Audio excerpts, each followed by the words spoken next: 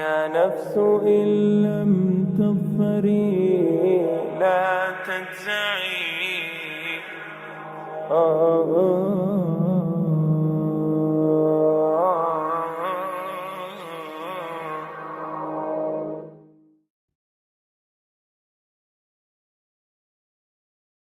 aad ayaan ugu faraxsanahay halkan inaan joogo aniga oo aan ahayn muslim. cahdigii hore ee Baybalka wuxuu inoo sheegayaa in Alle abuuray maalinka iyo habeenka maalintii ugu horeysay. markaa kadibna uu abuuray cadceedda iyo dayaxa. sidee bay suuragal u tahay inay jiraan maalin iyo habeen cadceed la'aan? qaab sidaa u eg ayaa qur-aanka lagu sheegay in qorraxdu dhulka ku wareegayso. suuradda 21 aayadda 22 oo qur-aanka ka mid ah, Allah koonka ayuu maamulayaa. shakigaygu wuxuu yahay, Rabbi ma gefin miyaa markuu koonka abuurayay? waxaan u malaynaa in faqrooyinka Baybalka iyo aayadaha qur-aanku sayniska ka soo horjeedaan. intaasay sharaxdo walaal magacaaga ma noogu celin kartaa? sidoo kale ku soo celi arrinta aad ka sheegtay qur-aanka, aniga xogaa si fiican uma maqlin. magacaaga ugu horreyn iyo wixii aad qur-aanka sheegtay. qur-aanku wuxuu leeyahay tiri qorraxdu waa suuradda 6 ayaan u malaynaa. suuradda 6 miyaa lagu sheegay in cadceeddu wareeganayso? waxaa dhahda suuradda 21 aayadda 22. waa suuradda 21 aayadda 22. cadceedda wareeganayso miyaa? maya, suuradda 6 sida aan aaminsanahay, balse suuradda 21 aayadda 22 waxaa lagu sheegay maamulidda Allah ee koonka. sayniska ay ka soo horjeeda marka lagu eego adiga. walaalka su'aal buu na weydiiyey, wuxuu sheegay inuu akhriyay Baybalka, wuxuu soo qaatay dhowr faqro ka mid ah Baybalka iyo aayado qur-aanka ka mid ah, nambarkoodana uusan sixin. wuxuu sheegay Baybalku inuu leeyahay Alle subxaanahu wa tacaala wuxuu abuuray maalinka iyo habeenka maalintii ugu horeysay. taa wuxuu ka soo qaatay Book of Genesis chapterka 1 faqrada 3. wuxuu leeyahay Alle subxaanahu wa tacaala maalinka iyo habeenka ayuu abuuray maalintii ugu horeysay. haddaad akhriso sidoo kale Book of Genesis chapterka 1 faqrada 13 ilaa 19 waxay sheegaysaa in Alle subxaanahu wa tacaala abuuray cadceedda maalintii afraad. meelaha aad ka heli kartaa ayaan kuu sheegayaa. arrintaasi soo sayniska kama soo horjeedo. waan kugu waafaqsanaa sayniska ka soo horjeedaa. waxaa jirtay dood aan la galay Dr. William Campbell Mareykanka. Dr. William Campbell waa Kirishtaan faafiye, waa dhakhtar Mareykana. PhD ayuu ku qaatay kitaabkiisa uga soo horjeeday qur-aanka. doodaasi qur-aanka iyo Baybalka marka loo bandhigo sayniska, su'aashaasi ayaan weydiiyey wuuna ka jawaabi kari waayey. marka waan kugu waafaqsanahay in arrintaas ay tahay mushkil ka jirta Baybalka. su'aashadan u maanayna oo ah in qur-aanku leeyahay Alle subxaanahu wa tacaala koonka ayuu maamulayaa.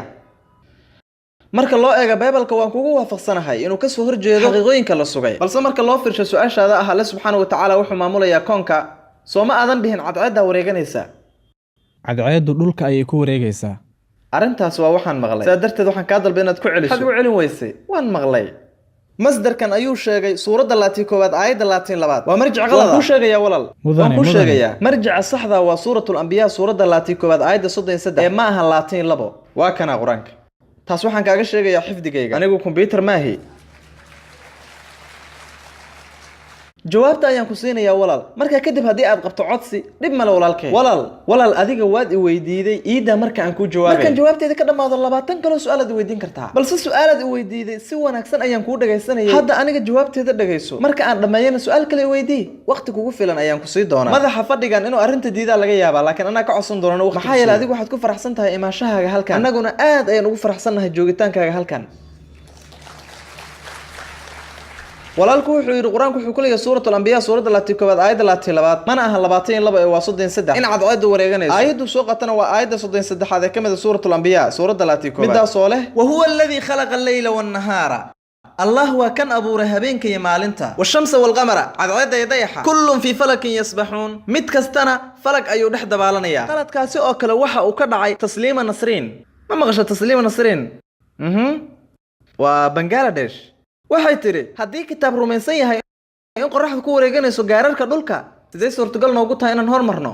waa waajib in quraanka la bedelo. nacuudu billaah. mushkiladdu waxay tahay ayada ayay waajib tahay in ay quraanka u akhriso si sax ah. quraanku wuxuu leeyahay walladhi khalaqa al-layla wan-nahaara. Allah waa kan abuuray maalinka iyo habeenka. wash-shamsa wal-qamara cadceedda iyo dayaxa kullun fi falakin yasbahuun. mid kastana falag ayuu dhex dabaalanaya. laguma sheegin quraanka weligii in qorraxdu ku wareeganayso gaararka dhulka ma jirto. quraanku wuxuu sheegay arinta quraanku sheegay waxa weeye in qorraxda iyo dayaxu booskooda ay ku wareeganayaan waa makaankooda. aslan ba ereyga dhulku ma soo arorin aayadda. waa huwa alladhi khalaqa al-layla wan-nahaara. allah waa kan abuuray maalinka iyo habeenka. wash-shamsa wal-qamar. cadceeda iyo dayaxa kullun fi falakin yasbahuun. mid kastana falag buu dhex dabaalanaya. markaan dhiganayay iskuulka waxayna baran qorraxdu inay sugan tahay oo aysan booskeedii makaankeeda ku wareegaysanayn. koonka ayay ku wareeganaysaa. nidaamka qorraxdu dhammaantii wuu wareeganaya. balse markaan ka qalin jabiyey iskuulka 1982 waxaan soo bartay qorraxdu inay sugan tahay oo aysan booskeeda ku wareegaysanayn. laakiin aayaddan quraanka kamid ah waxay leedahay ereyga yasbax waxa laga keenay ereyga sabaxa waxayna tilmaamaysaa dhaqaaqa uu sameeyo jirka qof nool. haddii loo adeegsado ereyga sabaxa qof dhulka dul jooga macnaheedu maahan inuu wareegayo balse macnaheedu waxa weeye inuu soconayo ama uu ordayo. haddii ereygan loo adeegsado qof biyaha ku dhex jira macnaheedu maahan inuu sabaynayo balse macnaheedu waxa weeye inuu dabaalanayo. haddaba marka alle subxaanahu wa tacaala ereygan u adeegsado qayb kamid ah samada macnaheedu maahan inay biibayso macnaheedu waa inay ku wareegaysanayso booskeeda. haddaba quraanku wuxuu leeyahay cadceeda iyo dayaxa iyagoo booskooda ku wareegaysanaya makaankooda halkooda ay ku wareegaysanayaan. balse iskuulka waxaan ku soo bartay qorraxdu inaysan wareegaynin. maanta saynisku waa hormaray. waxaana heli karnaa sawirka sadxiga qorraxda. waxaana arki karnaa dhibcamad madow oo qorraxda ku dul yaal. dhibcaha madow waxay qaadanayaan ku dhawaad 25 maalin si ay u dhameystiranto hal wareeg oo kaamil ah.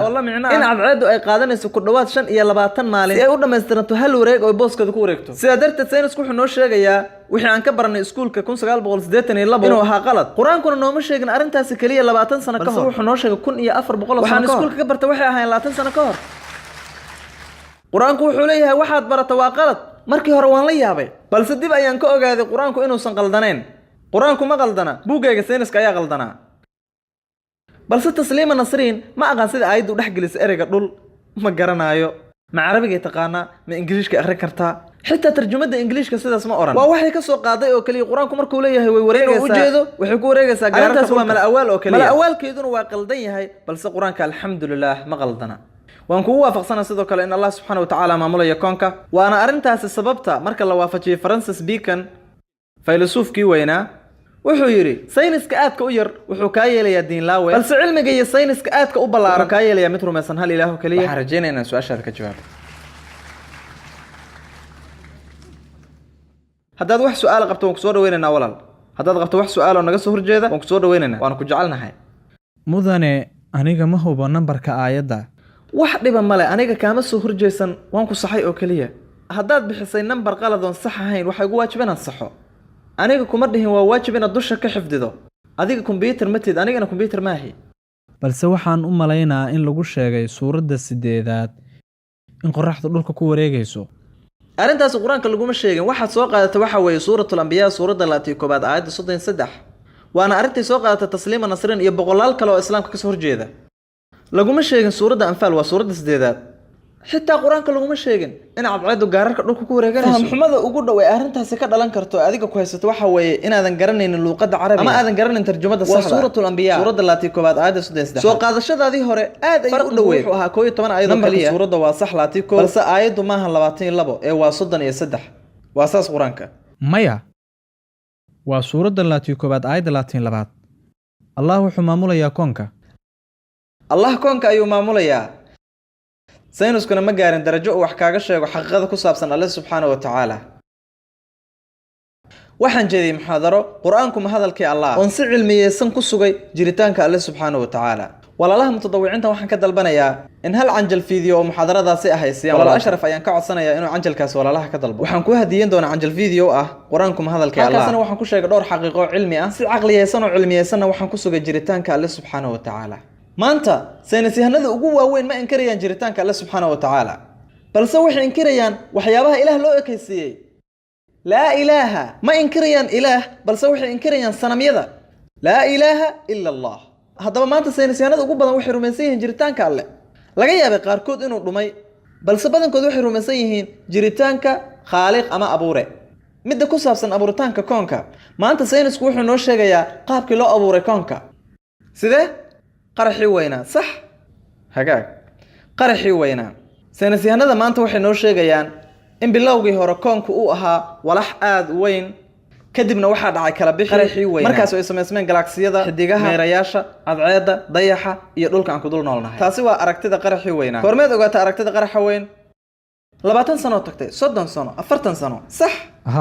alla wuxuu ku leeyahay quraanka suuratul anbiya suurada latii koobaad aayada 30 waa 1400 sano tagtay allah wuxuu leeyahay miyayna arkin kuwii gaaloobay in samooyinka iyo dhulku ahaayeen kuwa isku dhagan oo aan kala bixinay anna samaawaati wal arda in samooyinka iyo dhulku ahaayeen isku dhagan oo aan kala bixinay haddaba alla wuxuu leeyahay samooyinka iyo dhulku waxay ahaayeen kuwa midaysan oo isku dhagan kadibna waan kala bixinay qaraxa weyn ee saynisyahanadu maanta ka sheekeynayaan waxa lagu sheegay quraanka 1400 sano ka hor yaa awood inuu arrintaas quraanka ku sheego xilligaasi uu saynisku hormarin waa abuuraha isla sidaasi muxaadara kaamil ayaan arrintaasi ka sameeyay waad u noqon kartaa quraanka iyo sayniska iyo quraanku ma hadalkii allah insha allah haddaad ku daawato caqli furan waxaad ku qanci doontaa inuu jiro hal ilaah oo kaliya oo ah kan abuuray koonka mahadsanid